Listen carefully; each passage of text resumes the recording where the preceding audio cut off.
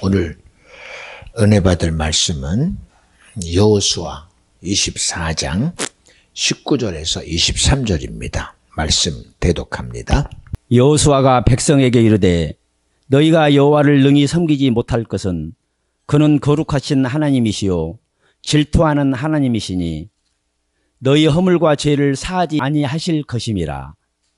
만일 너희가 여호와를 버리고 이방 신들을 섬기면 너희에게 복을 내리신 후에라도 돌이켜 너희에게 화를 내리시고 너희를 멸하시리라. 백성이 여호수아에게 말하되 아니니이다. 우리가 정녕 여호와를 섬기겠나이다. 여호수아가 백성에게 이르되 너희가 여호와를 택하고 그를 섬기리라 하였으니 스스로 증인이 되었느니라. 그들이 가로되 우리가 증인이 되었나이다. 여호수아가 가로되 그러면 이제 너희 중에 있는 이방 신들을 제하여 버리고 너희 마음을 이스라엘의 하나님 여호와께로 향하라. 아멘. 아멘. 할렐루야. 오늘도 은혜 받을 말씀의 제목은 너희 마음을 여호와께로 향하라. 이런 말씀으로 우리 은혜 받으시기를 원합니다. 매 순간 우리의 바라봄이 우리는 내 기준에서 저 곳을 바라봐요. 지나간 얘기입니다만 이 세상을 살아오던 많은 사람들은 보이는 것을 말합니다. 그래서 이 지구를 말할 때도 이야, 지구가 자기 시야에 있는 것까지밖에는 인정이 안 돼요. 그래서 지구는 평평하다 그럽니다. 그걸 아니라고 말하는 사람이 없어요. 그런데 사람이 말하든 주장하든 지구는 확실히 둥글었어요. 또 지구가 둥글다는 것 하나를 발견하는 순간 이야, 어떻게 지구가 둥글어? 그렇죠? 이해는 안 되지만 사실이 드러나는 순간 인정합니다. 그런 인정 속에 있으면서도 또 다른 사람은 말합니다. 지구는 둥글 뿐 아니라 공전과 자전을 하고 이 은하계라는 이 태양계를 그 주기를 통해서 돌고 있다고 말할 때 이게 우리의 지식으로 이해가 안 돼요. 우리의 생각으로도 이해가 안 됩니다. 근데 참 놀라운 사실은 점점점 생각이 열리고 의지가 열리니 이 되어지는 일들이 하나하나 실체가 드러납니다. 아마 지금도 우리가 모르고 있는 사실이 과학이라는 지식과 학문이라는 지식으로 하나씩 하나씩 열려가고 있는 것을 우리는 알 수 있습니다. 그럼에도 가장 중요한 거, 인생의 삶의 문제, 인생의 죽음의 문제, 인생의 고통의 문제, 고난의 문제, 더 나아가서 이 질병의 문제, 이거 참 해결 안 됩니다.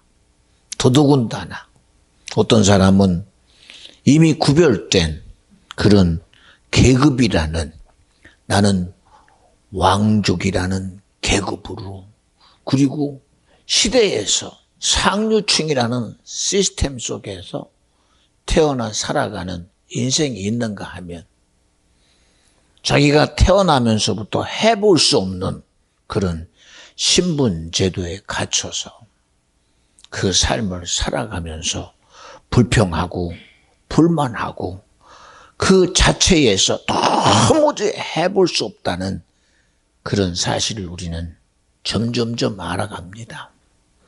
지금도 우리 이번에도 코로나를 지내면서 얼마나 많은 일들이 있습니까? 이제는 세계보건기구도 이제는 엔데믹이다. 우리도 기본 시스템을 이제는 코로나에서 떠났다고 주장하지만 아직도 그 영향력이 어디까지 미치는지를 우리는 도무지 알 수가 없어요.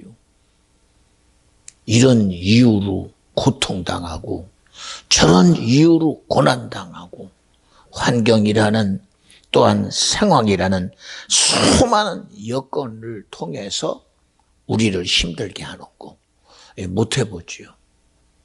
내 의지 가지고 오늘 이야 이번에는 내가 뭘 해볼 것이다 라고 그렇게 시작했건만 가다 보니 기대하지 않았던 벽에 탁 내 앞을 막아요. 무슨 수로 해결을 합니까? 그리고 사람들은 말합니다. 세상에 해볼 수 없는 것은 천재지변이라는 이름으로 또 하늘이라는 이름으로 자연재해라는 이름으로 덮어버려요. 결국은 안 되는 거는 안 되는 겁니다. 불가능한 거는 불가능한 겁니다. 될 수 있는 거는 확실히 돼요. 이런 이치 속에서 성경은 시작부터 말해요. 이 세상의 창조주가 하나님이시다. 이 세상의 모든 가치가 누구에게 있냐? 하나님께 있다. 그러니까 우리의 기준이 아무리 아니라고 해도 보세요. 세월이라는 시간 앞에서 이 시간을 막을 수 없어요. 저는 요새 제 나름대로 기도하면서 얼마나 많은 것들이 내게서 기도되어지는지를 모릅니다. 눈으로 보면 보는 것마다 기도거립니다. 듣는 것은 들을 때마다 기도거립니다. 내 마음에 부딪히는 것은 부딪힐 때마다 기도거립니다. 왜냐? 할 수 있는 게 아무것도 없어요. 할 수 있는 게. 세상은 할 수 있는 것이 돈이면 된다고 그래요. 그런데 돈도 자기 영향력까지는 해요. 그런데 못 해봐요. 지금 이 시대의 흐름 속에 돈이면 되는 줄 알았어요. 그래서 돈이 필요한 곳에 돈을 막 만들어냅니다. 야, 필요하니까 돈을 만들어내라. 필요하니까 돈을 뿌려대라. 필요하니까 여기도 돈이다. 저기도 돈이다. 그 부메랑이 이제 우리의 삶의 경제적인 어려움으로 지금 다가오고 있습니다. 이 대책이 없어요. 대책이. 예, 사람들은 말합니다. 이제는 가진 것이 권력이다 그래요. 예, 권력도 이제는 한계에 부딪혀요. 왜요? 백성들 자체가 사람들 자체가 이 권력에 대해서 이제는 신뢰를 하지 않습니다. 신뢰를. 이제는 대책이 없다는 걸 너무 잘 알아요. 과학도 한계가 드러나고 인간의 학문도 점점점 그 실체가 드러나요. 이번에도 얘기하지요. 이야, 인공지능이라는 AI가 이야 대단하다. 그런 새로운 GPT라는 그런 지식이 이야 이런 실제만 집어넣으면 다음에 쫙 나옵니다. 야, 이런 영향력이 대단하다. 예, 자율 운전을 하는 자동차도 비행기도 모든 시스템이 인공지능이라는 그런 시스템에 의해서 자유자재로 움직이는 그런 시대가 바로 우리 앞에 와 있습니다. 이런 시대 속에 미국이라는 나라가 청문회를 합니다. 어떤 청문회냐? 인공지능도 나와라. GPT 나와라. 자율 운행을 주장하는 너 나와라. 그리고 그들에게 묻습니다. 너희들의 문제가 뭔지를 드러내자. 실제적인 것에 대해서 청문회를 합니다. 어디까지가 너의 한계냐? 어디까지가 우리가 수용해야 될 것이냐? 라는 청문회가 시작됐죠. 마냥 좋은 게 아니더라고요. 보니까 마냥 좋은 게 세상이라는 시스템이 우리가 살아가는데 굉장한 유익은 됩니다. 그런데 마냥 좋지 않아요. 여러분, 제가 목사이기 때문에 여러분에게 이런 얘기를 하는 건 아닙니다. 우리는 미안한 얘기입니다. 내가 목사라는 직을 한번 좀 포기해보고 싶은 때도 있어요. 왜냐? 선입견이 되니까. 목사의 말은 목사의 말이니 어쩔 수 없지 않느냐 그래요. 기독교는 기독교의 말이니 어쩔 수 없지 않냐 그래요. 그러나 이치적으로 한번 생각해 보자는 얘기입니다. 우리 속에 일어나는 삶의 문제에서 이 작은 질병의 문제도 못 해봐요. 고난의 문제도 못 해봅니다. 그런데도 성경은 얼마나 자신 있습니까? 이스라엘 백성이 출애굽할 때 그들은 민족은 이루었습니다. 200만이라는 민족이 애굽의 고센 땅에 거주해서 400년이라는 시간이 지나니 그들은 야곱의 아들인 요셉을 통해서 하나의 민족이 이루어졌어요. 이야, 그 세력 대단합니다. 그러나 그들이 아무리 대단한 힘이 있어도 자기들 스스로가 못해봐요. 왜요? 제도라는 힘에 딱 갇혀서요. 애굽이라는 제도에 딱 갇혀서 답이 없어요. 그들은 애굽의 종살이를 할 수밖에 없습니다. 적응해 살아야 됩니다. 그들의 요구에 함께 해야 됩니다. 성경은 그들의 출애굽의 사건을 하나의 하나님의 일하심으로 받아들여요. 예, 애굽에서부터 그들은 하나님의 일하심으로 출애굽됩니다. 그런데 나오고 보니 광야가 그들을 받아들여요. 광야라는 길은 낮에는 참 뜨겁습니다. 저녁에는 기온차가 엄청나게 차이가 나서 사람이 가지고 있는 자기 것 가지고는 대책이 안 돼요. 그러면 불가능한 거 아닙니까? 그런데 성경은 말합니다. 내가 낮에는 너희들을 지키는 구름이 되어주고 밤에는 내가 너희를 지키는 불기둥이 되어주고 물이 없는 곳에 내가 물을 끌어다가 대고 짐승들이 먹어야 될 목초지를 허락하시니가 주님이시다. 우리 이거를 이적이라고 그래요. 왜 이적이냐? 그 일을 행하신 분이 주님이라는 거예요. 우리는 안 되면 안 되는 것으로 끝나요. 불가능한 거는 불가능한 거로 끝나요. 그러나 성경은 그 일을 행하시는 분이 주님이라는 거예요. 하나님이라는 겁니다. 여호와라는 겁니다. 우리 여호와라는 이름 알잖아요. 하나님의 이름이 여호와예요.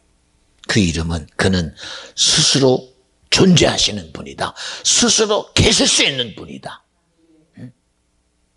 우리 아무리 대단한 능력이 있어도 자기의 강한 멘탈 가지고 야, 내가 새로운 세계를 만들어 나가겠다라고 만약에 외로운 섬에 들어가서 살아간다고 합시다. 시작은 멘탈이 대단해요. 이야, 내가 다 해보겠다. 그런데 점점점 시간 앞에 내 인격이라는 지정의 멘탈이 하나씩 무너져 갑니다. 아니 왜 이 일이 내가 해야 돼? 자기 의지 속에서부터 멘탈이 무너집니다. 생각의 멘탈이 무너지고 모든 영향력의 멘탈이 무너져 가다가 결국은 어떻게 돼요? 안 되겠다. 그리고 그제서야 자기 실체를 깨달아요. 아, 안 되는구나. 그리고 되는 것을 찾아갑니다. 되는 것을. 여러분, 제가 요새도 많은 얘기 중에 그래요. 우리는 스스로, 내 스스로 해볼 수 있다는 생각은 제가 인정해요. 그러나 문제는 뭐냐? 내 실체를 내가 알아야 돼요. 실체를. 내 실체를 모르면. 말로는 그래요. 여러분, 창조적인 말을 하면 됩니다. 긍정적인 말을 하면 됩니다. 모든 것을 여러분이 할 수 있다는 의지 가지고 하면 됩니다. 그런데 말은 그렇게 해. 그런데 이 몸이 창조적인 말을 능히 이루어낼 몸 상태가 아니야. 예를 들면 일어나 자기도 못 세워. 얼마나 몸이 부실한지 자기 하나를 이렇게 세울 힘도 없어. 자기 하나를 건세할 것도 아무것도 없으면서 말만 말해. 창조적인 말을 하면 됩니다. 긍정적인 말을 하면 됩니다. 안 돼요. 왜? 그 말을 능히 지지해 줄 만한 내가 안 돼. 내가 안 돼. 제가 오늘 아침에도 그런 얘기를 해요. 예수님이 말씀이 이 땅에 육신으로 오셔서 그렇게 전능하시고 전지하신 하나님의 아들 된 바로 그분이 하나님의 본체이면서도 대단한 전능함과 전지함이 있으시고 가는 곳마다 귀신을 내쫓고 가는 곳마다 병자를 고치고 가는 곳마다 이적을 행하신 분이 3년 반 동안에 제자를 12밖에 못 세웠어. 그것도 어떤 사람이냐? 갈릴리 바라크의 어부인 베드로, 목수, 석수쟁이, 그 중에 세리인 마태, 의사였던 누가, 그나마라도 조금 똑똑한 가룟 유다, 12밖에는 주님이 그를 대면하여 부르신 자가 12밖에 없어요. 예, 하나님의 전능함을 아는 그들이 예수와 함께하며 3년 반을 지나갔습니다. 얼마나 대단한 것을 경험했습니까? 우리 속담에도 3년이면 뭐 한다고 그러죠? 그 무슨 속담이죠? 서당계 3년이면 모두 말한다고요? 개도 풍어를 없는데요, 개도. 그러니 이런 대단한 지정의를 가진 이런 엄청난 할 수만 있다면 불가능을 가능케 하는 인생이 하나님의 전능하심이 있는 예수를 함께 지냈던 그들이 얼마나 많은 것들을 받겠어요. 이 정도면 아예 서당계도 3년이면 풍어를 읊어야 되잖아요. 그런데도 신기합니다. 왜 그렇게 안 되는지 모릅니다. 왜 그렇게 안 되는지. 보면 본대로 좀 돼야 되잖아. 들으면 들은 대로 돼야 되잖아. 경험하면 경험한 대로 돼야 되잖아요. 근데 안 돼요. 근데 주님은 매 순간 안 되는 것에 대해서 뭐라고 그래요? 따라합시다. 믿음이 적은 자요. 믿음이 적대요. 안 되는 문제에 부딪히면 왜 안 됩니까? 그러면 주님은 한 가지, 너 믿음이 적다. 질병에 매인 자들에게도 말합니다. 왜 내가 이렇게 질병에 매여서 소경이 되고 내가 이렇게 문득병이 되고 내가 이렇게 죽을 병이 돼요. 너 믿음이 적은 자다. 하물며 무덤가에 죽은 지 사흘 된 그렇게 인정했던 나사로를 향한 그 누이들의 소망함을 보면서도 마르다 마리아야 너희 죽은 오라비 무덤에 가자 할 때도 동의 안 해요. 너희가 내 말을 믿으면 하나님의 영광을 보리라 인정 안 해요. 결국은 뭡니까? 죽은 자가 살아나는 일까지도 오늘 내 필요에 대한 요구 앞에서도 무슨 얘기입니까? 너 믿음이 적은 자라는 거예요. 믿음이 적다는 거예요. 믿음이. 여러분 우리 인정합니까? 불가능한 문제가 믿음의 문제로 여러분 다가옵니까? 질병의 문제가 믿음의 부족함으로 부딪혀집니까? 내가 실패하고 좌절하고 내가 세상에 매여 사는 것이 믿음의 부족함의 문제라고 여러분 그렇게 인정합니까? 인정 안 하잖아요. 인정 안 하잖아요. 어쩔 수 없는 안 되는 부분에다가 초점을 맞춰요. 불가능한 부분에다가 초점을 맞춰요. 안 되는 문제라는 것에다가 맞춰요. 그러나 성경은 하나입니다. 그 어떤 것도 믿음의 문제라는 겁니다. 그 어떤 것도 믿음의 문제라는 겁니다. 인간이 살고 있는 모든 삶의 문제가 어디서부터 해결되고 어디서부터 답이 되느냐? 믿음에서부터 시작되고 믿음으로 답이 되고 믿음으로 이긴다는 거예요. 믿어지면 아멘 합시다. 그러니 성경은 세상을 이기는 이김은 이것이 믿음이라는 거예요. 믿음. 우리 예배하는 것도요. 목사님 저 오늘 예배합니다. 맞아요. 예배 와서 드리면 예배예요. 그러나 여러분, 이 예배가 내가 드리는 예배가 되면 안 돼요. 이 예배는 대상이 있어요. 오늘의 예배는 주님이 기뻐 받으시는 예배가 돼야 된다. 이런 소통이 없는 예배가 무슨 가치가 있어요? 왜 소통이 안 되느냐? 이것도 믿음의 문제요. 오늘 내가 예배 드리면 그 예배를 부르신 이가 주님이니 이 부르심에 대한 것을 주님이 받으셔야 되는 게 예배요. 그 예배가 오늘 나도 주님의 받으심이 믿어질 때 역사가 일어나는데 어떻게 일방적으로 되고 말어? 예배가 소통돼 봐요. 이 예배가 믿음이 되면 이 예배라는 이 실체 앞에서 빛이 비치는 순간 어둠은 떠나가야 되고 우리 모든 믿음의 없음의 문제가 예배 현장에 해결된다고 믿어지면 아멘 합시다. 당연히 해결돼야 돼요. 안 되면 되겠습니까? 안 되면. 그러니까 안 되는 문제에 부딪히면 안 되는 것으로 끝나고 말어. 그러나 성경은 끊임없이 그 모든 문제를 어디다가 두느냐? 믿음에다가 둬요. 제자들이 3년 반 동안 자기들이 가진 그 수많은 경험을 통해서 이제야 대단하신 분을 만났다. 이제야 대단하신 분을 만났다. 그런데 그 대단하신 분 왜 왔어요? 자기 능력을 과시하려고 왔습니까? 자기 재주를 드러내려고 왔습니까? 자기의 존재 가치를 드러내고 왔느냐? 절대 그렇게 오신 분이 아닙니다. 오직 하나, 저가 자기 백성들을 저들의 죄에서 구원할 자로 오셨다. 오직 예수는 우리 인류의 죄의 문제를 해결하려고 차진하여 십자가에 매달려 죽으려고 오신 분이 예수다.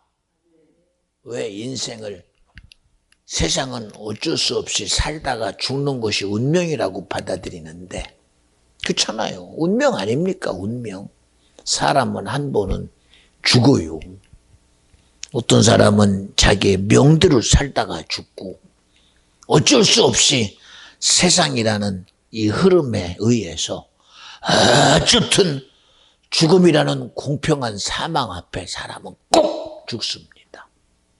그냥 인간은 한 번 죽는다는 그런 원칙 앞에 죽는 거를 당연히 여겨요. 그런데 예수는 그런 원칙이 아니라 세상에서 한 번은 인생은 죽는다라는 원칙이 아니라 그 죽음의 끝에 결국이 바로 죄를 통한 사망이요, 마귀를 통한 사망이요, 우리를 저주와 멸망과 지옥에 빠뜨린다는 결과를 너무 아시기에 이 죽음의 문제를 해결하려고 그 죽음의 문제를 끌어내려고 멸망을 끊어내려고 저주를 끊어내려고 지옥을 끊어내려고 차진하여 우리 인생에게 자유를 주시고 행복을 주고 생명을 주고 천국을 주고 구원을 주시려고 죽으려고 작정하고 오신 분이 예수다. 이 차이 어떻게 맺고요? 이 차이. 우리의 기대와 하나님의 기대가 다르잖아요. 죽을 수밖에 없는 우리는 살려고 바둥바둥 거리는데 내 앞에 죽음이 목전에 있어도 살려고 바둥바둥 거리는데 그런데 예수님은 자기가 스스로 죽어야 된다는 사실 앞에 자기의 모든 삶을 어디다가 뒀느냐? 죽음에다가 목표를 뒀어요.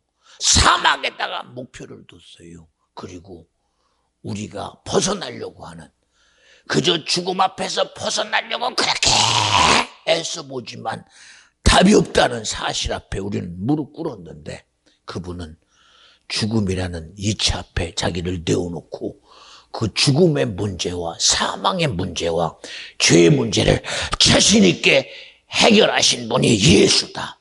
그분이 바로 하나님의 아들이다. 그분이 나의 구세주다. 그분이 나의 독생하신 예수 그리스도다. 믿어지면 아멘 합시다. 구원 얻는다고 했더니 믿으면 된대요. 믿으면 된대요. 믿으면 되지요. 근데 어떤 예수를 믿어야 돼요? 우리에게 사랑이나 드러내고 우리에게 자기 힘이나 드러내는 예수가 아니라 그분은 전능자요 전지하시오 하나님의 본체시나 동등됨으로 여기지 아니하시고 인류의 마지막 문제, 죄로부터 시작되고 그리고 욕심으로부터 시작되고 사망과 그리고 죽음이라는 이 모든 목적이 지옥이다, 영원한 저주와 멸망이다 라는 그런 결과를 능히 해결해 주시려고 인생에게 죽음 뒤에 올, 사망 뒤에 올 저주를 해결하고 지옥을 해결하고 멸망을 해결하려 오신 예수 그리스도의 피 흘림이, 그의 죽으심이 내게 믿음이 돼야 된다. 주님의 죽으심의 가치를 크게 여기는 자, 하나님의 말씀을 크게 여기는 자, 예배 가치를 크게 여기는 자, 그런 주님의 원함을 만나는 것이 예배인데, 우리 예배 그냥 나만 드리면 되나요? 나만 드리면 되는 게 아니잖아. 여러분, 저는 목사이기 때문에 이런 말을 하고 싶은 게 아니에요. 인생이라는 최고의 문제가 이 세상에서 누구도 정말 잘 살고 싶지 않아요. 행복한 삶을 살고 싶고 부유한 삶을 살고 싶고 세상의 고통받기보다는 고통에서 벗어나고 싶고 고난받기보다는 고난에서 벗어나고 싶고 염려에 매이기보다는 염려에서 벗어나고 싶은 그런 우리의 원함을 이룰 분은, 미안해요 여러분, 오직 예수밖에 없어요. 여러분에게 예수 믿는 것이 고난이 아니라 예수를 믿는 것이 내게 기쁨이요, 예수를 믿는 것이 내게 감사요, 예수를 믿는 것이 내게 능력이 되어지기를 간절히 축원합니다. 어느 날 그렇게 함께했던 베드로에게 주님이 물어요. 베드로야, 너는 이 모든 어떤 것보다 나를 사랑하냐? 한 번도 그런 세세한 질문을 한 적이 없은 주님이 베드로에게 이 세상의 그 어떤 것보다 너 나 사랑하냐? 아마 그 물음이 되는 순간 베드로도 순간에 아마 스톱이 됐을 겁니다. 야, 이거 내가 어떤 대답을 해야 되나? 근데 참 신기합니다. 베드로의 입에 나오는 소리가 자기 성격 같으면 네! 제가 그래도 예수님의 수제자요 베드로니 내가 누구보다도 그 안드레보다야 제가 낫지요. 아, 저 누가보다는 내가 낫지요. 세리마태보다는 내가 낫지요. 예? 비교가 되겠습니까? 내가 주님이 나를 따라할 때 나는 배도 버린 자요 그물도 버린 자 아니겠습니까?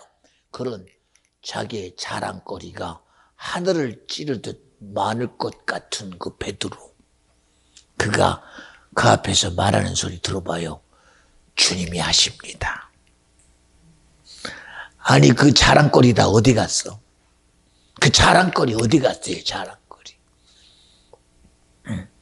예, 비교할 건 없지만 그래도 자기 거는 자랑거리 아닙니까? 생각해봐요. 아무나 패버려? 아무나 금을 버려? 응? 내가 그래도 가장인데 내가 그래도 예수님 쫓으면서 언제 내가 집을 돌아봤어? 그 자랑거리 아닙니까? 자랑거리. 나는 이런 사람이야. 자랑거리 아닙니까? 자랑거리. 하물며 이방의 전도자로 하나님이 부른 사울이라는 청년, 얼마나 자랑거리가 많습니까? 나는 히브리인 중에 히브리인이요, 베냐민 지파의 족속이요, 나는 나면서부터 우리 부모의 영향력 앞에 나는 로마의 시민권을 가진 자요, 우리 집안은 부유하고 넉넉하여 교육의 도시인 다섯 지방에서 나는 교육받았으며 당대의 석학인 가말리알의 수제자 중에 내가 첫째 가는 그런 수제자다. 나는 지금 공회원의 자리에 있으며 대제사장 가야바의 법정에서 나는 이를 수종하는 이런 자다. 얼마나 자기 자랑거리가 많습니까? 여러분, 자기 프라이드에 자존감이 없으면요, 미안해요, 한 걸음도 못 나가요. 그렇게 자기의 자랑거리를 앞세우고 살던 그 베드로가 주님의 소리를 듣는 순간 자기도 모르게 뭐라고 그래요? 주님이 하십니다. 그죠? 한 번도 입에서 나오지 않은 소리요, 그거. 응? 자기 의지 가지고는 도무지 할 수 없는 소리가 누구 앞에서? 주님 앞에서 고백되어지는 걸 봐요, 여러분. 왜 송목사가 예배 때마다 저는 저를 보면서도 그래요. 지금도 설교하면서, 이야, 너 대단하다. 너 대단하다. 응? 제가 여러분 앞에서 설교하면서도 여러분을 개별적인 어떤 감정으로 보지 않아요. 누구로 보는 게 아니라 하나님이 오늘 말씀하시는 이 말씀이 오늘 저들의 심령 가운데 드려져야 되는, 오늘 그 말씀에 수용돼야 되는, 이 시간 철저히 하나님 말씀만이 이 시간 수용되어져야 되는 시간이다. 그러니 어떤 초점도 여러분의 어떤 개인의 어떤 의지나 개인의 환경보다도 하나님의 말씀하심이 절대라는 거예요. 각자 가진 생각이 다르잖아요. 오늘도 명준이가 오다가 문자가 와요. 목사님, 제가 늦지막히 봐서 대꾸도 못했어요. 고속도로에서 차가 사고가 나서 지금 이 비상으로, 얼마나 그렇겠어요. 마음 다 잡아먹고 그래도 들은 소리 있잖아요. 야, 찬양의 은혜가 되니 찬양을 좀 보냈으면 좋겠다. 이게 몸에 와야 되잖아요. 어쨌든 여러 가지 일이 있지만 그거를 어쨌든 마음 잡고 오는데 차가 중간에 뻗어버렸네. 그니 어떻게 해요? 그렇잖아요. 참 거기다가 목사님도 전적이 있잖아요. 저번 주에는 내가 어쨌든 그랬는데 오늘은 그래도 이쁘게라도 상 찍어야 되는데 얼마나 그렇겠어. 그러니 그 수많은 일 속에서 오는 모습을 보다가 그런 문제가 되니 그렇잖아요. 그러니 개인적인 그런 문제는 여기 다 있잖아요, 나름대로. 오늘은 내 마음의 생각이 어디까지 있으며 내 의지가 어디 있으며 내 마음 상태가 어디 있는지 우리 다 자기 기준 가지고 있잖아요. 김 집사도 보면은 뒤에 따라오야 될 데가 없잖아요. 그렇잖아. 그거 별건 아니지만 그래도 이게 참 이거 크거든요, 이거. 그런데도 여러분에게 어떤 개인적인 그 어떤 것도 내게는 고민해야 될 문제요, 염려해야 될 문제요, 내가 해결해야 될 문제인데도 그 모든 문제의 접점이 무엇으로 해결되느냐? 내 상황으로 해결 안 돼. 내 여건으로 해결 안 된다니까. 오늘 이건 이거다라고 여러분 그 답에 매이지 마. 그 답에 매이지 말라니까. 응? 여러분 신기해요. 생각해 보세요. 네모라는 틀에다가 네모라는 것을 맞추면 돼요. 세모는 세모를 맞추면 돼요. 그러나 네모라는 것을 가장 쉽게 맞추는 것은 액체가 들어가서 네모 형태가 되면 맞추죠. 그 얘기는 무슨 얘기냐? 능히 모든 것을 이루실 주님을 믿어 드리는 거예요. 내 실체의 환경을 지배하실 분이 누구냐 이거요. 내 상황을 지배하실 분이 누구냐 이거요. 내 여건을 능히 해결할 자가 누구냐 이거요. 자기 실체를 해결하기 위해서 이것이 필요하다, 이것이 필요하다. 각자 가지고 있는 실체는 다 다르지만 그 실체를 능히 운영하고 해결하실 분은 이 세상 구금천지에 천지를 창조하신 하나님밖에 없다는 거예요. 그래서 성경은 할 수 있거든요. 무슨 말이냐? 믿음의 실체 앞에 믿는 자들에게는 할 수 있다라는 거예요. 왜 여러분 스스로 자기 실체에 매요? 내 것은 이렇습니다. 그러니 베드로가 그제서야 깨달았어. 너의 사랑의 실체가 너는 누구보다가 아니라 너의 사랑의 실체가 바로 예수여야 된다는 거예요. 여러분 우리 예수를 믿거든 믿음의 실체가 내가 아니라 주님이 돼야 돼요. 이 시간 내가 아무리 진실함으로 드려도 그 진실함이 주님이 안 받으면 소용없어. 무슨 가치가 있어? 주님이 안 받는데. 인류의 조상이었던 아담이 선악과를 먹고 범죄했을 때 하나님은 두 자녀를 통해서 불러요. 가인과 아벨아, 너희 부모가 불순종하여 선악과를 먹었으니 너희들은 내게 예배로 나오라. 그리고 나에게 너희들의 진심을 드러내라. 그리고 피해 제사를 허락하신 분이 주님입니다. 그런데도 가인과 아벨이 각자 가지고 있는 처지에 맞췄다고. 여러분, 우리는 맞춘 것 같이 보이지요. 왜요? 아벨은 양치는 목동이요, 가인은 농사 짓는 자다. 그러니 당연히 하나님의 부름의 예배 앞에 아벨은 양을 들고 나가는 것이 당연하게 보이고, 가인은 자기가 농사 짓는 자니 자기 것 가지고 예배 드리는 것이 당연하게 여길 거 아닙니까? 그런데도 성경은 아벨의 건 받고 가인의 거 안 받고. 여러분, 우리는 주님의 요구 앞에 내 것 드리는 거 의미 없어. 오늘 내게서 필요한 것이 뭐냐? 어떤 문제와 상황도 무엇으로 해결하느냐? 피 흘림이 없이는 사함이 없다고 한 것처럼 피 흘림으로 예수께 나가야 된다. 그 피 흘림의 주장자가 누구냐? 예수라는 거요. 여러분, 그 피 흘림의 주장자가 예수 피라는 거요. 그 피 흘림의 주장자가 예수여야 되는 거요. 오늘 내 죄를 해결할 자가 예수라는 게 믿음이 돼야 된다는 거요. 아무리 안타까운 심령이라 할지라도 그거 메꾸면 다음에는 뭐로 메꾸? 오늘은 이 문제는 이거로 메꿨습니다. 다음에 문제는 뭐로 메꿔?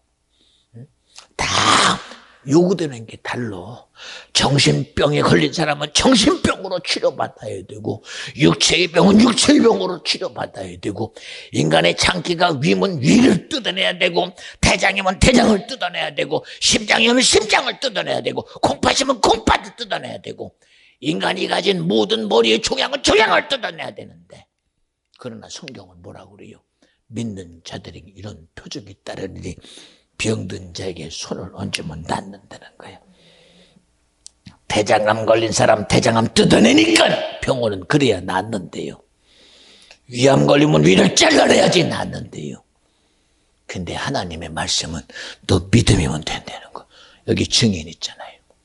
증인 있잖아요. 응? 잘라내서 낫을래? 아니면 너 믿음은 할래? 예, 믿음입니다. 믿음입니다. 여러분, 이런 문제를 보면서 우리는 생각해야 되잖아요. 어떤 문제가 염려로 해결됩니까? 걱정으로 해결됩니까? 고민으로 해결됩니까? 돈의 문제는 돈으로 해결되는 줄 아십니까? 예, 블레셋과 이스라엘이 싸움이 붙었어요. 블레셋은 자기의 장수인 골리앗을 앞세워서 당대에 나보다 칼 잘 쓸 없는 나오바, 나보다 창 잘 쓸 없는 나오바, 나보다 창금 쌀 쓸 없는 나오바, 대책 없잖아.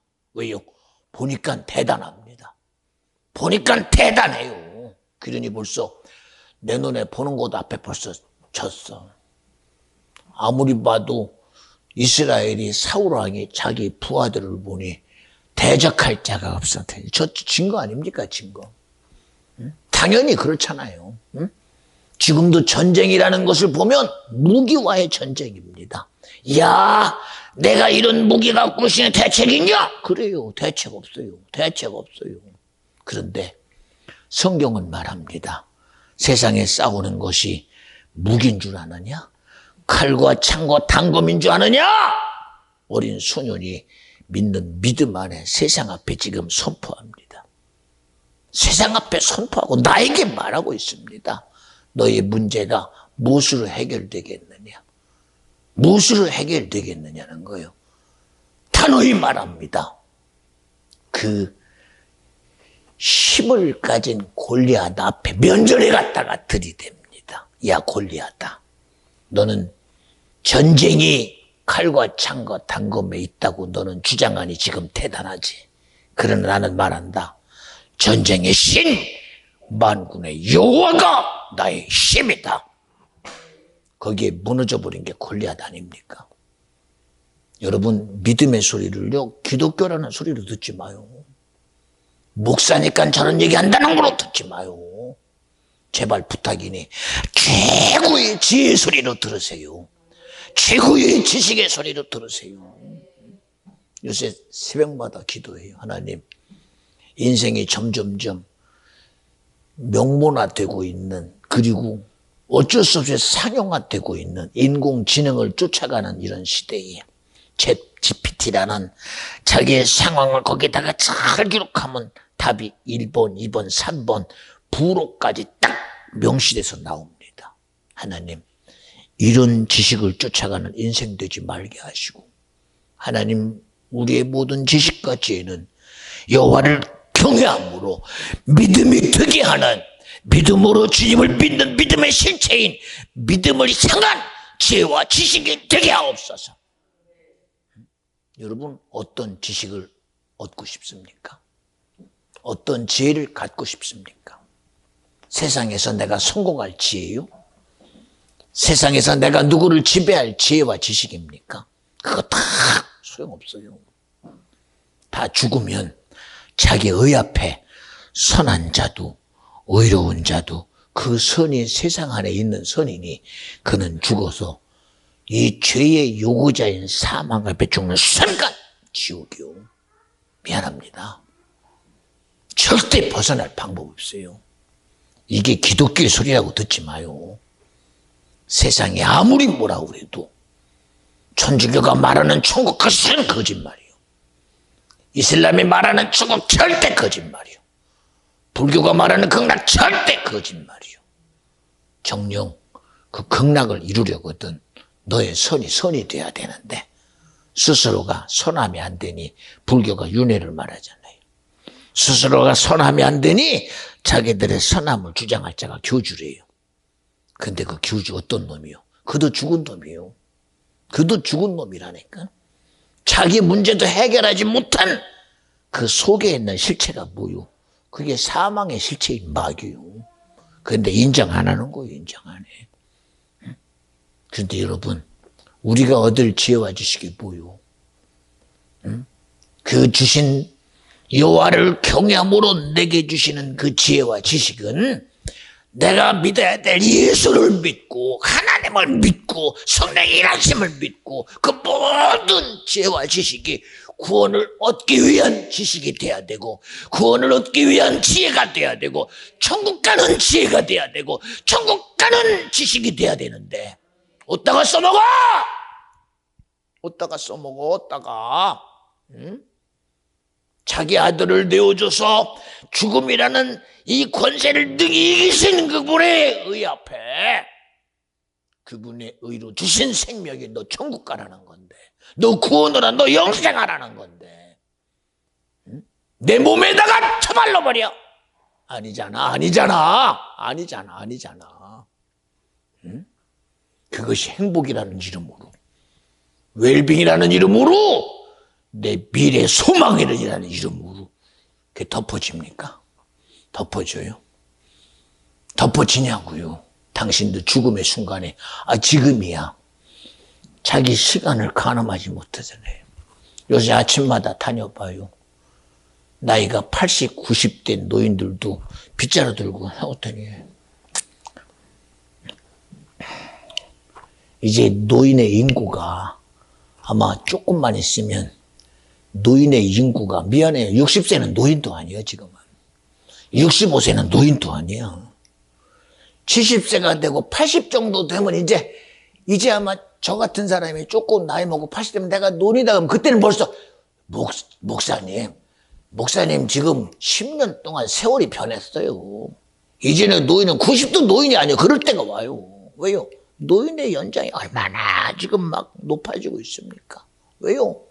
자꾸 어린 신생아는 점점점 소멸되고 청년들은 중간에 가다가 막 없어져 버려. 요새 청년들이요 공부라는 가중증에 내일에 대한 미래에 대한 그 우울증에 갇혀서 의사가 되어야 되는 우울증, 세상에 돈이 없으면 안 된다는 우울증, 내가 왜 이 시대에 이렇게 태어나는 우울증에 갇혀서 자기 부모가 아무리 대단한 걸 줘도 자기를 유지하려고 하니 얼마나 힘들어. 놀고 싶은데 공부해야 되고 그저 배짱이처럼 살아야 되는데 개미처럼 살아야 되는 이 세상의 요구 앞에 세상이 주는 것 가지고 자기를 지키려고 자꾸 약에 빠지잖아. 좀 돈 벌면은 거기 가지고 젊어지는 약이나 먹고 젊어지면 얼마나 젊어질 거예요. 속은 다 썩었는데. 속은 다 썩었는데. 에? 겉모습만 반듯하게. 그게 젊어지는 겁니까? 속을 못 바꾸는데. 우리가 가진 능력을 속을 어떻게 바꿔? 어떻게 바꿔? 어떻게 바꿔? 에? 지금이야 우리 기준이 80이면 노인네라는데 10년만 지나봐. 80은 노인네 취급도 안 껴, 이제. 그러면 90이면 노인네냐? 시간 지나봐. 너도 나도 다들 노인네라서 노인 명함도 못 내놔. 응? 여러분, 그런 시대 속에서 우리 스스로가, 야, 왜 시대가 이렇게 됐냐? 답 없어. 왠지 아십니까? 믿음이 적은 자요. 왜 세상이라는 이 시스템 앞에 갇혀서 왜 내가 세상이 말하는 대로 갇혀야 돼요? 응? 세상이 말하는 대로 왜 내가 갇혀야 돼요? 응? 마르다 마리아에게 오라비 나사로가 있어요. 나사로가 청년이었는데도 그는 병에 걸려서 죽었어요. 무덤에 집어넣어 장사 지내버렸어요. 주님은 그 소식을 들으면서도 그는 결국은 시간을 내고 마르다 마리아 집으로 와요. 내 친구가 잔다 하고 오신 주님이 보자마자 그래요. 선생님 왜 지금 왔어요? 우리 오바라비가 그만 죽겠다고 그렇게 사람을 보냈는데 그때 왔으면 살 뻔했는데 이미 죽었어요. 그러냐? 그러고 돼서 뭐라고 그래요? 그래 미안하다라고 합니까? 마르다 마리아야 내 말을 믿으면 하나님의 영광을 보리라 해요. 너에게 요구되는 것이 뭔 줄 아느냐? 믿음이 적은 자가 되지 말라는 거예요. 믿음이 적은 자가 되지 말고 믿음의 주요 온전케 하신 예수를 믿음으로 여기라는 거예요. 여러분 오늘의 예배가 드려지는 예배 의식되지 말고 나와 여러분에게 능력 있는 예배가 돼야 되고 하나님의 실제적인 역사가 만들어내는 그런 예배가 돼야 된다. 그리고 말씀하십니다. 못 알아들어요. 선생님 저 믿음 있어요. 믿음 있어서 오라비 죽을 때 보냈잖아요. 그만 죽어간다고요. 근데 죽었어요. 그러니 여기까지가 우리 믿음입니다. 근데 더 이상 어떻게 믿어요? 어떻게 죽었는데요? 죽은 지 사흘 됐는데요. 이제 죽었어요. 대책 없는데요. 어떻게 믿어요? 그러니까 그래도 말합니다. 말하단 말이야. 내 말을 믿으면 하나님의 영광을 보리라고. 오직 답 하나 아닙니까? 믿음이 적은 자요. 믿음이 적은 자요. 하나님의 일하심이 믿어지거든 믿어드려요. 어디까지? 내 한계 끝까지 믿어드려요. 내가 죽음에 빠뜨릴다도 믿어드려요. 내가 마지막 순간에 내 목숨이 끊어져도 믿어드려요. 왜요? 내가 죽어야 부활이 일어날 거 아니야. 내 의지가 죽어야 하나님의 생각이 내 것 되잖아. 우리가 왜 안 되냐? 내가 안 죽어서 그래. 내가 안 죽어서 그래. 왜 믿음 없는 줄 아십니까? 내가 아직도 살아있어서. 나를 주장하는 놈이 지금도 살아있어서. 나를 주장하고 그것이 내 자존심이냐 나를 주장하니까 안 되는 거예요. 예, 마지막까지 수용이 안 되는 거를 왜 몰라야 알잖아요. 그리고 무덤가까지 갑니다. 많은 사람들이 무슨 일이 일어날까 하고 다 몰려들어요. 마르다 마리아야 둘문을 열어라. 선생님 이미 사흘 돼서요. 이미 물 됐어요. 뭐 정 원하시면 하나라도 하세요. 그리고 문이 탁 열립니다. 그리고 말합니다. 아버지 나와 함께 하시는 하나님의 일하심이 지금 나타나야 됩니다. 모든 일의 기준은 주님이요. 예수님도 이 땅에 오셔서 그 모든 일의 기준을 주님께 두셨어요. 그것이 바로 하나님 아버지시다. 그리고 말합니다. 아버지가 나와 함께 하시니 죽어서 어느 누구도 죽은 자를 이렇게 세울 능력이 어디 있겠습니까? 어느 누가 죽은 자를 살려내겠습니까? 그에게 말합니다. 나사로야 나오너라. 그들이 모두가 이 소리가 소리로 끝나기를 기대합니다. 왜요? 말은 말로 끝나야 되잖아요. 그러나 하나님의 나라는 말에 있지 않냐고 능력에 있대요. 좀 있다 보니 톡 그대로 장사돼서 묶임받은 나사로가 자기 몸을 이렇게 세우고 톡톡톡 튀어나옵니다. 능력입니다. 그제서야 하나님의 일하심이 내게 그대로 드러나요. 여러분, 우리는 이 세상 그 어떤 것도 내 기준 가지고 해결하지 마요. 간절히 부탁합니다. 여러분, 우리가 세상이라는 수단 가지고 쓰다 보면요, 그게 내 것 돼버려요. 그것 가지고 쓰다 보면 그 종이 내가 돼버려요.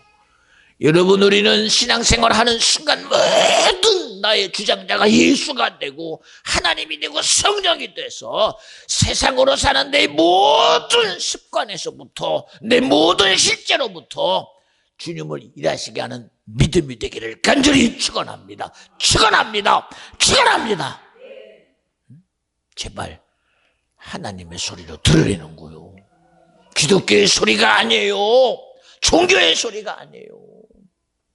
하나님이 지금도 일하시려는 생명의 소리로 내가 들어야 되고, 진리의 소리로 내가 들어야 되고, 구원의 소리로 내가 들어야 된다. 할렐루야!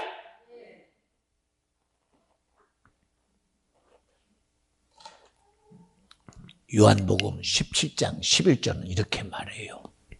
나는 세상에 더 있지 아니하오나 저희는 세상에 있사옵고 나는 아버지께로 가옵나니. 예수님이 십자가에 죽으시고 사흘 만에 부활하셔서 자기의 부활시를 다 드러내며 마지막 승천하면서 한 말씀입니다. 아버지, 저들은 저들대로 그대로 남겨둬야 되고 나는 아버지 앞에 갑니다. 저들을 지켜야 됩니다. 저들을 어떻게 지키겠습니까? 우리가 하나였듯이 저들에게도 하나가 될 성령 하나님을 주시옵소서. 여러분, 성령 하나님, 오늘 이 시간도 여러분에게 왜 이렇게 간절하게 여러분에게 얘기하느냐? 여러분, 나 지키는 분이 바로 주님이 되셔야 되니까. 내 의지로 나 못 지켜요, 여러분. 내 의지로 못 지켜요. 여러분이 들었다고 그게 내 것 안 되잖아요.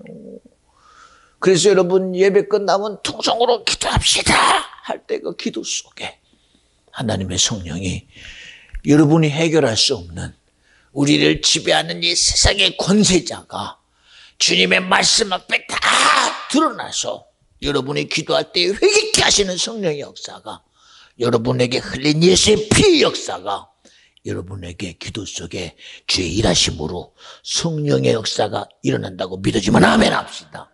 그 실체를 드러내려. 왜요? 들어서 안 돼, 들어서. 들은 것을 내가 판단하면 답이 안 나와. 가진 것을 내가 판단하면 답이 안 나와. 들은 것을 쓰시는 분이 내 안에 성령이 돼야 되고, 내게 가진 능력을 쓰시는 분이 성령이 돼야 되고, 내게 일하시는 성령을 일하시게 하는 분이 주님이 돼야 되는데, 내가 가진 재주 내가 쓰면 그거 내 것 돼버려. 내 것 돼버린다니까.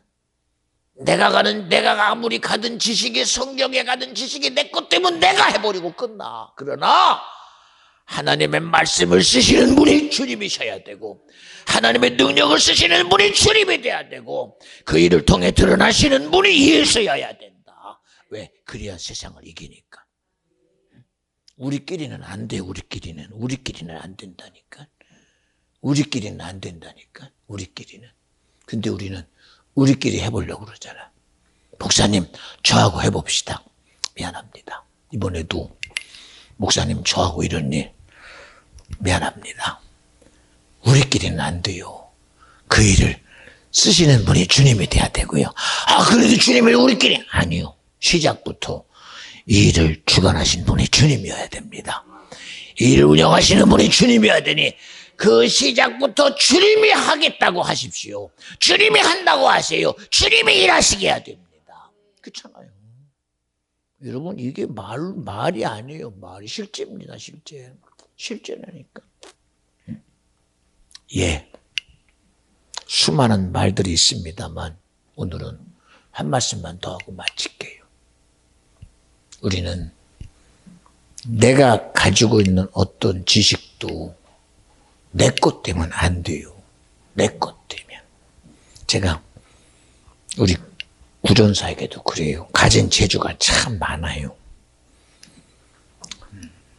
뭐 작다면 작고 크다면 크지만 그래도 가진 재주가 있어요. 그래서 그 재주를 주의 종을 통해서 쓰고 싶어서 이러고 합니다. 근데 신기해요. 가진 재주가 많은데 자기 몸이 힘드니까 그것도 선택을 해야 돼요. 목사님, 하고 나면 힘들어요. 하고 나면 어려워요. 하고 나면 이래저래 그래요. 힘드니까 못하겠대요. 어려우니까 안 된대요. 그러면 힘든데 그러면 이건 해야 되나? 어려운데 해야 되나? 참 어렵습니다. 그런 반응을 하면. 근데 왜 그런 얘기냐? 힘든 거 당연해요. 당연합니다.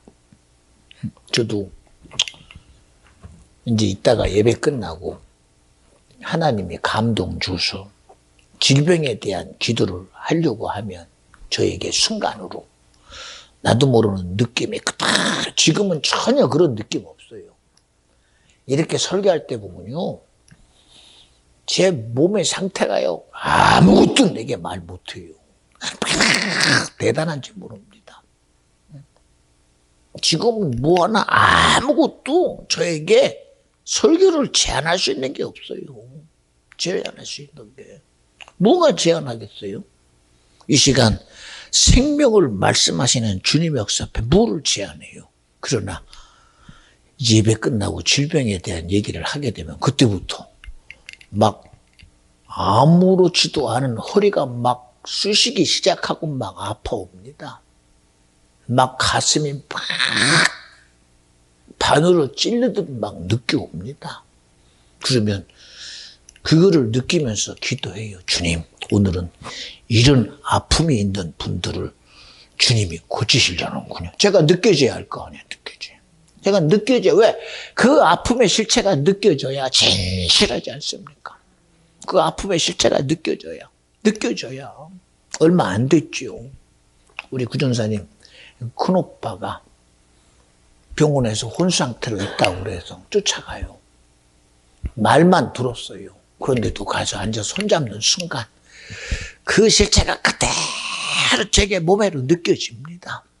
그러니 그거를 해결해 보려고 얼마나 그 짧은 시간이지만 그 진실함에 대한 아픔이 그대로 내게 경험되니까 안 진실 알고는 버틸 재간이 없어요. 그래서 막 주님, 이런 아픔과 고통 속에서 결국은 죽을 수밖에 없는데 주님이 이 죽음의 문제를 해결하시려고 십자가에 죽으셨으니 이제 이 일을 해결할 자는 주님이십니다. 하고 얼마나 간절하게 기도하겠습니까? 그 기도 속에 저도 모르게 머리에서 땀방울이 돼서 또 머리 송골송골 막 땀이 맺혀요. 예. 그러면 상대가 야, 우리 목사님 되게 열심히 하나 보다. 예, 맞아요. 나로 할 수 없는 그런 진실함이 그 시간에 벌어집니다. 또 하나의 진실은 뭔지 아십니까? 그저 누워서 혼수 상태에 빠져서 자기 의식도 없이 누워있는 그 당사자가 신기하게 느낍니다. 멀쩡하던 이마에 저와 같이 똑같은 땀방울이 거기에 맺혀요. 왜 그럴까요? 주님 일하시니까요. 도무지 어떤 것도 반응하지 않던 그에게 땀이 반응으로 나타나요. 땀이. 그 간절함이 그 심령을 통해서 그에게 전달돼서 역사가 일어나니 그리고 지금까지 살아있잖아요. 지금까지 살아있잖아요. 여러분, 이건 누가 하십니까? 이런 거. 이거 주님이 하시는 거예요. 그러니 그런 실체를 내가 알아야 역사하죠. 오늘도 이 시간 여러분 왜 내가 이게 목사의 소리가 아니라고 말하는 줄 아십니까? 이거는 기독교의 소리가 아닙니다. 기독교라는 이름으로 예수님이 오신 게 아니에요. 장로교라는 이름으로 온 게 아니에요. 종교라는 이름으로 온 게 아니라 하나님이 아담을 만들 때 언제 종교라는 이름으로 만들었어? 거기 기독교라는 이름으로 만든 게 아니잖아.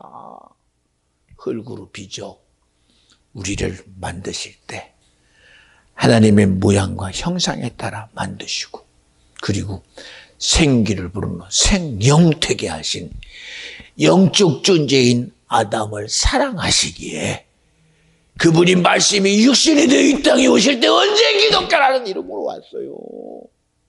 언제 장로교, 성결교, 천례교라는 이름으로 왔어요? 하나님은 시작부터 사랑의 이름으로 왔어요. 사랑의 이름으로 오신 분이요. 사랑이 없으면 그래서 가짜요. 믿음, 소망, 사랑 이 세 가지는 항상 있을 것인데 사랑이 없으면 아니라는 거예요. 외성 목사가 기독교라는 이름이 아니라고 말하는지 아십니까? 저는 기독교를 벗어나고 싶은 게 아니라 왜 그 굴레에 내가 빠져야 돼요?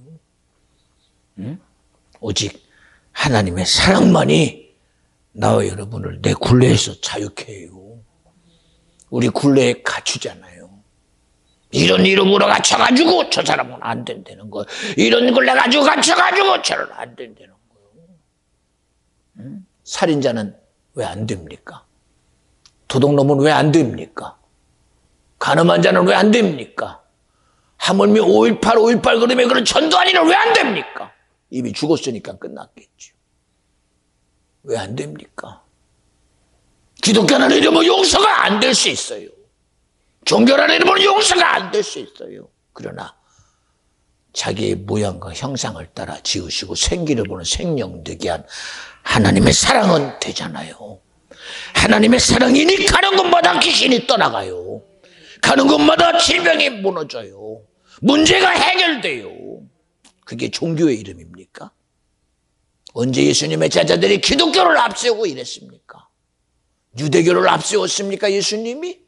유대주의를 앞세운 게 아니고 히브리를 앞세운 것도 베냐민 지파를 앞세운 것도 아니고 오직 하나님은 사랑이시니 그 사랑으로 세상을 살리신 분이 바로 주님이요. 지금도 이 시간 우리에게 말씀하시는 분이 바로 사랑의 본체신 하나님이시다. 여러분 이런 하나님으로 그런 하나님의 사랑으로 우리 자유할 수 있기를 부탁합니다.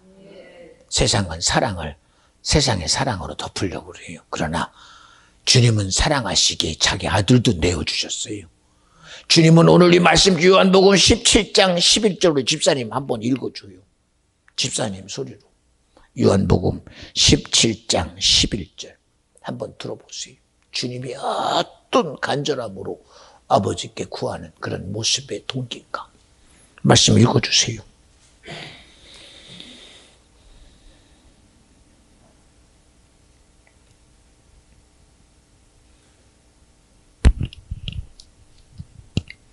나는 세상에 더 있지 아니하오나 저희는 세상에 있사옵고 나는 아버지께로 가옵나니 거룩하신 아버지여 내게 주신 아버지의 이름으로 저희를 보전하사 우리와 같이 저희도 하나가 되게 하여 하옵소서. 아멘, 아멘. 그렇잖아요.